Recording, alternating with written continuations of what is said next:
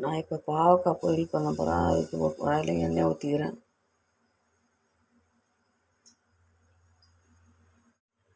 கொஞ்சமாக கடுகு போட்டுக்கலாம்.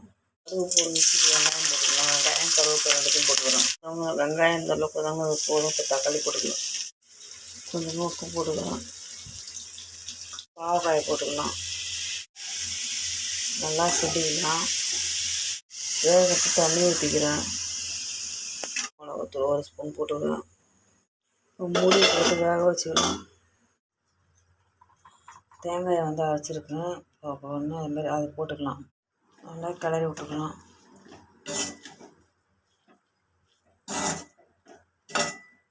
பாவக்காய் பொரியல் செஞ்சுருக்கேன். இது போல் செய்து பாருங்கள். சில பேருக்கு பாவக்காய் பிடிக்காதவங்க இதுமாதிரி செய்து சாப்பிடுங்க. கசப்பே தெரியாது.